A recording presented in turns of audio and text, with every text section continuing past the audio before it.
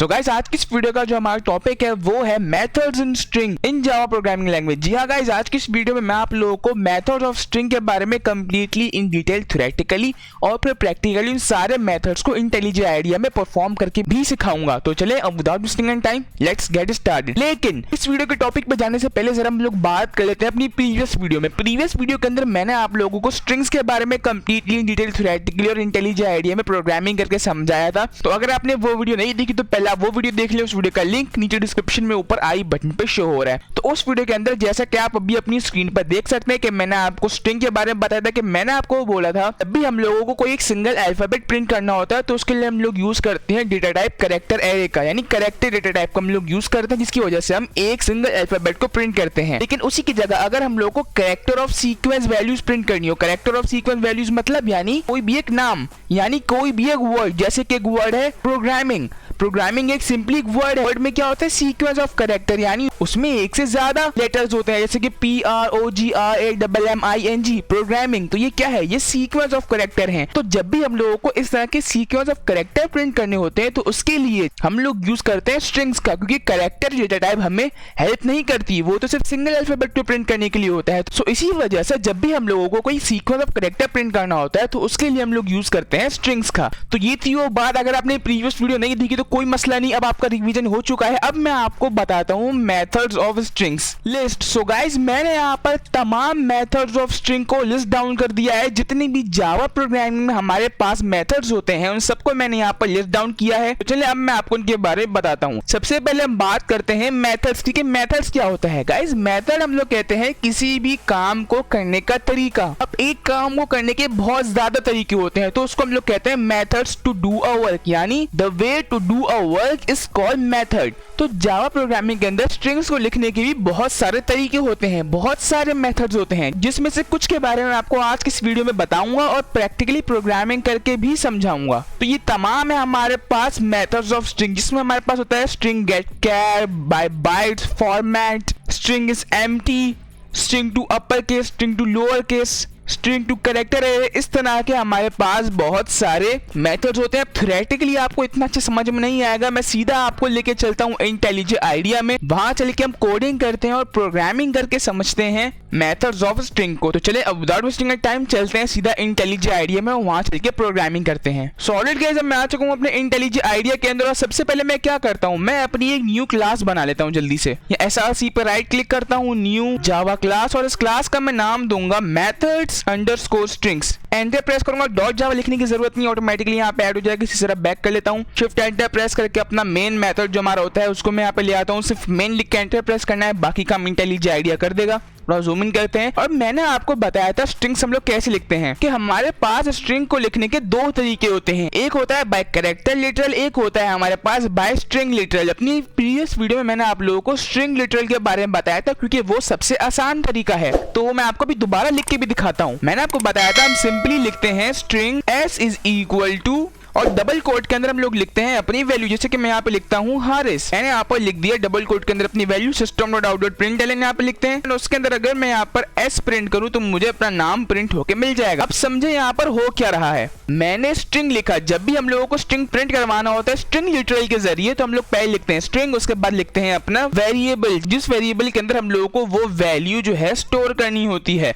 तो उसके लिए मैंने जस्ट रैंडम s दिया है। आप चाहे तो उसको b भी दे सकते हैं, g दे सकते हैं, h दे सकते हैं, j दे सकते हैं, आप कुछ भी इसको दे सकते हैं नाम। मैंने जस्ट रैंडम सा नाम चूज किया है। के बाद इज इक्वल टू करके आपको डबल कोटेशन यानी इन्वर्टेड कॉमास के अंदर लिखना पड़ता है अपना सीक्वेंस ऑफ कैरेक्टर, जैसे कि मैंने यहाँ पर लिखा है। तो उसके बाद system.out.println और फिर s लिख के वेरिएबल को यहाँ पे लिख के हम लोग सिंपली प्रिंट कर सकते हैं अपनी स्ट्रिंग को। मैं आपको प्रिंट करके भी दिखाता हूँ। राइट क्लिक करके रन पे क्लिक करता हूं। जब भी आप फर्स्ट टाइम अपना जावा प्रोग्राम किसी भी न्यू फाइल के अंदर रन करते हैं तो आपको हमेशा चाहिए कि आप राइट क्लिक करके रन के बटन पे क्लिक करें, तो इससे आपका करंट प्रोग्राम रन होगा, वरना पुराना प्रोग्राम रन हो जाएगा। तो ये देखें, इसने मुझे यहाँ पर नो डाउट हारिस प्रिंट करके दे दिया। अब मैं आपको बताता हूँ मेथड्स के हमारे पास कितने मेथड्स हैं। सबसे पहले हम लोग बात करते हैं स्ट्रिंग टू लोअर केस के बारे में। तो उसमें क्या होता है मैं आपको बताता हूं। तो मेथड्स को जब भी हम प्रिंट करते हैं जावा प्रोग्रामिंग के अंदर, तो उसके अंदर हम लोग बनाते हैं अपना एक new object, new string object बनाते हैं, जैसा कि लोग बनाते हैं जब हम लोग यूजर से इनपुट ले रहे होते हैं। तो चलिए जल्दी से मैं आपको लिख के दिखाता हूं। हमें यहाँ पे लिखना होता है स्ट्रिंग, इसका कोई भी एक नाम देते हैं, लेट सपोज मैं नाम देता हूं माई इज इक्वल टू, उसके बाद हमें लिखने होते हैं यहाँ पर अपना वेरिएबल, जैसे कि मैंने ये नाम सपोज किया है, मैं जैसे कि जो मैंने यहाँ पर वेरिएबल सपोज किया है वो हमें यहाँ पे लिखना होता है। मैं यहाँ पे लिखूंगा एस डॉट, अब मैं यहाँ पर लिखूंगा to lower case, lower case. अब देखिए टू लोअर केस मुझे यहाँ पर इंटेलिजेंट आइडिया खुद बता रहा है कि क्या आप ये लिखना चाहते हो टू लोअर केस। मैंने कहा हाँ, तो मैं टू लोअर केस लिखना चाहता हूँ, तो मैं इसके लिए एंटर प्रेस करूंगा, तो देखिए टू लोअर केस यहाँ पर ऑटोमेटिकली मुझे लिखा हुआ मिल गया। उसके बाद एंड में सेमीकोलन लगाते हैं, एंटर प्रेस करके system.out.println लिख के हम यहाँ पे लिखते हैं माय अपना ऑब्जेक्ट। और फिर अब मैं आपको समझाता हूँ इसका क्या मतलब है। इसका मतलब ये है, जरा मैं इन सबको चेंज करके यहाँ पर नाम को सर कैपिटल लेटर्स में लिखता हूँ। मैंने इन सबको कैपिटल लेटर्स में लिख दिया, तो अब क्या होगा, जब मैं यूज करूंगा टू लोअर केस मेथड का और प्रिंट करवाना चाहूंगा इसको अपने इस स्ट्रिंग को, तो क्या करेगा वो इन तमाम को लोअर केस में कर देगा। मैंने इन सबको अपर केस में किया और जब मैं इसको प्रिंट करवाऊंगा तो ये मुझे कुछ इस तरह से रिजल्ट देगा, यानी वो इन सब अपर केस को लोअर केस में कन्वर्ट कर देगा। आई होप समझ में आया होगा। मैं आपको प्रिंट रन करके दिखाता हूँ अपना प्रोग्राम। मैंने अपना प्रोग्राम रन किया है, देखिए मुझे प्रिंट होकर मिलेगा इन स्मॉल लेटर्स। ये देखिए मुझे यहाँ पर ये सारे स्मॉल लेटर्स में प्रिंट होकर मिल रहा है, लेकिन आपको समझाने के लिए अगर मैं इसको अनकमेंट कर दूं और जरा मैं आपको रन करके दिखाऊं तो देखिए मुझे ये भी प्रिंट होकर मिलेगा जो कि मैं प्रिंट करवा रहा हूं सिर्फ अपनी स्ट्रिंग को, लेकिन मेथड लगाने के बाद जो मेरी वैल्यू होगी वो मुझे कुछ इस तरह से प्रिंट होकर मिलेगी। ये हमारे पास है बिफोर मेथड, ये हमारे पास है आफ्टर मेथड। तो उसके लिए जरा एंटर प्रेस करके system.out.println लगाता हूं ताकि आपको अच्छे से दिखे। तो उसके अंदर मैं लिखूंगा आफ्टर मेथड। जल्दी से रन करते हैं अपने प्रोग्राम को और मैं दिखाता हूं आपको।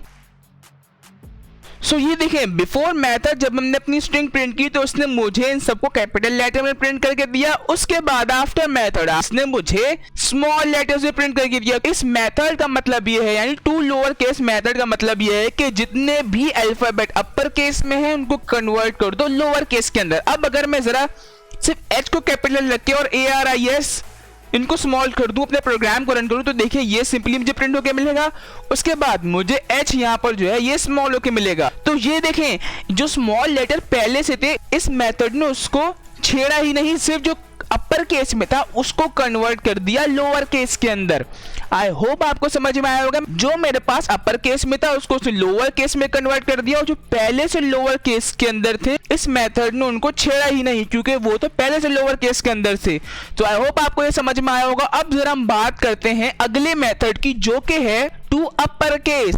अभी ये बिल्कुल सेम है टू लोअर केस की तरह। जिस तरह लोअर केस जो अपर केस में होते हैं उनको लोअर केस में कन्वर्ट करता है, और टू अपर केस क्या करता है, वो लोअर केस वालों को अपर केस में कन्वर्ट करता है। आई नो बात थोड़ी कंफ्यूजिंग है, मैं आपको समझाता हूं। लेट सपोज मैं यहाँ पे लिखता हूं, मैं एक न्यू स्ट्रिंग ऑब्जेक्ट बनाता हूं। मैं यहाँ पे लिखता हूं string my is equal to, मैं अपनी इसी स्ट्रिंग का यूज करता हूं। मैं लिखता हूं S dot upper case, S dot to upper case.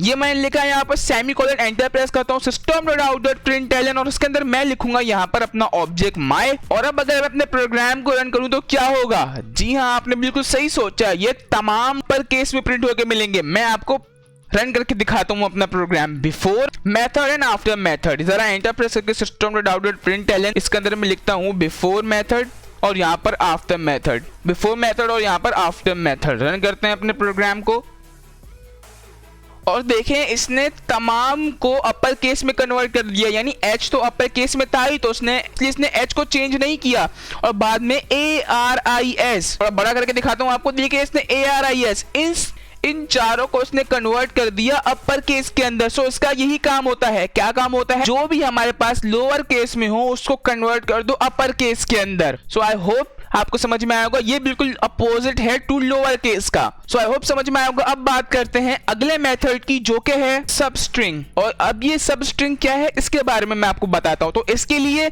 आपको लंबा चौड़ा काम करने की जरूरत नहीं है न्यू ऑब्जेक्ट बनाने की। आपको सिंपली यहाँ पर क्या करना है, आपने यहाँ पर system.out.println प्रिंट करना है। उसके बाद आपने यहाँ पर लिखना है जो आपने वेरिएबल सपोज किया था s और फिर डॉट डाल के आपने यहाँ पर लिखना है सब स्ट्रिंग यहाँ पर मेरे पास शो हो गया सब स्ट्रिंग। और फिर अब मैं आपको समझाता हूँ यहाँ पर मेरे पास कितने लेटर्स हैं, मेरे पास यहाँ पर 5 लेटर हैं मेरे। तो अब अगर मैं इसके अंदर यहाँ पर लिख दूं 2 तो ये देखिए यहाँ पर क्या आ रहा है, यहाँ पे आ रहा है बिगिन इंडेक्स 2। तो अब क्या होगा, अब अगर मैं अपने प्रोग्राम को रन करूं तो मेरा प्रोग्राम जो है 2 से यानी R से मुझे मेरा नाम प्रिंट करके देगा, ये मुझे प्रिंट करके देगा RIS। अगर मैं यहाँ पर लेट्स सपोज 2 को हटाकर कर दूं 1 तो क्या होगा, तो ये मुझे A से प्रिंट करके देगा। अब आप लोग सोच रहे होंगे कि यार 1 पे तो H आना चाहिए, तो ऐसा क्यों हो रहा है, आप मुझे A से क्यों बता रहे हो।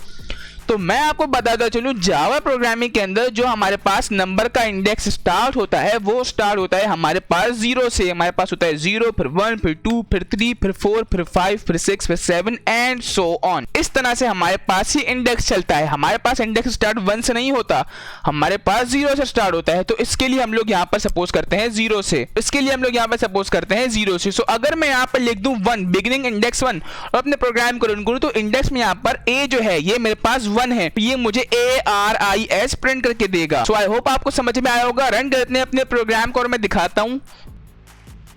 ये देखें ये मुझे ARIS प्रिंट करके दे रहा है, ये बिफोर मेथड ये आफ्टर मेथड। अब अगर मैं यहाँ पर 1 को हटाकर जरा 0 कर दूं, अपने प्रोग्राम को रन करूं तो क्या होगा, जी हाँ आपने बिल्कुल सही सोचा, ये मुझे पूरा नाम प्रिंट करके देगा जैसे पहले था वैसे ही। तो ये देखिए नो चेंजेस, ये मुझे सिंपली प्रिंट करके दे रहा है मेरा नाम। सो ये होता है हमारे पास बाय सबस्ट्रिंग। तो चलिए बात करते हैं अगले मेथड के बारे में जो कि है रिप्लेस मेथड। अब ये रिप्लेस मेथड क्या है, आपको नाम से थोड़ा बहुत आइडिया हो रहा होगा, मैं जरा थोड़ा जगह ले लेता हूँ सबको कट करके। और रिप्लेस मेथड क्या है, रिप्लेस मेथड में ये होगा कि आप रिप्लेस कर सकते हो अपने नाम में।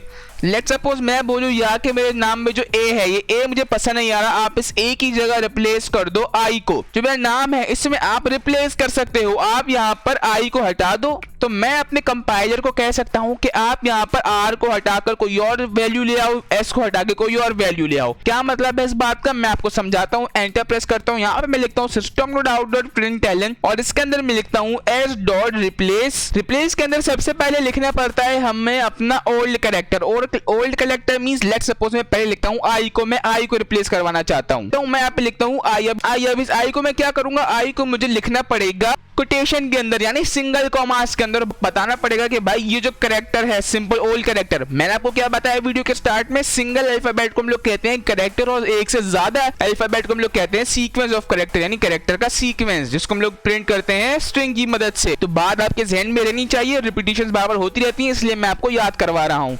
तो यहाँ पर I उसके बाद कॉमा डाल के मैं यहाँ पर लिखता हूँ अपना न्यू कैरेक्टर कि मैं कौन सा नया कैरेक्टर प्रिंट करवाना चाह रहा हूँ। तो उसके लिए मैं दोबारा सिंगल कोटेशन और I की जगह मैं रिप्लेस करवाता हूँ लेट्स सपोज U। अपने प्रोग्राम को रन करता हूँ तो देखें क्या होगा, ये मुझे यहाँ पर I की जगह U प्रिंट करके देगा।